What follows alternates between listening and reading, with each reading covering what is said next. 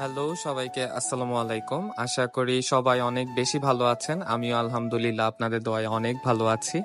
আজকে এই ভিডিওতে আমি আপনাদের সাথে শেয়ার করব কিভাবে আম্মু এই সিজনে তালগুলোকে সংরক্ষণ করে রাখে বা তালের রসটা কিভাবে সংরক্ষণ করে রাখে সেই ছোট্ট একটা ভিডিও।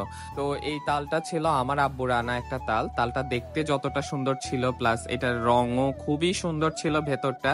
তো তালটা ছেলার পরে দেখলাম যে এটার মধ্যে 3টা বীজ ছিল, বীজগুলোও ছিল প্রায় অনেকটাই বড় বড়।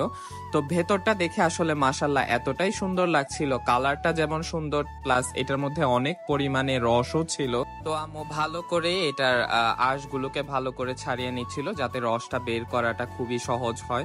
তো আম্মু এটাকে টেনে টেনে এটার যে আঁশগুলো আছে সেগুলোকে একটু ছড়িয়ে নেওয়ার পরে এটাকে একটু অল্প পানিতে ভিজিয়ে রাখলো। ভেজানোর পরে এটা তো আস্তে আস্তে রস ছাড়া শুরু করছিল।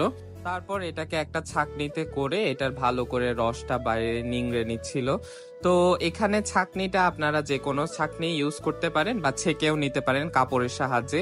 একটা সুতির কাপড়ের সাহায্যেও আপনারা চাইলে ছেঁকে নিতে পারবেন। তো আম্মু এখানে সুবিধার জন্য একটা প্লাস্টিকের ছাঁকনিতে ভালো করে ছেঁকে নিচ্ছিল আসলে রসটা। তারপরে এটাকে আবার একটা ছাঁকনিতে ছেঁকে নেওয়া হচ্ছিল ডাবল ছাকার জন্য আসলে, যাতে রসটা খুবই ফাইন ভাবে বের হয়ে আসে। তো এই তো এভাবে আম্মু ভালোভাবে রসটাকে বের করে এটাকে এখন প্রিজার্ভ করে রাখবে ডিপ ফ্রিজে আসলে এভাবে সুন্দর করে একটা এয়ারটাইট বক্সে করে রেখে দিলে অনেক বছর পর্যন্ত আসলে তালের রসটা ভালো থাকে।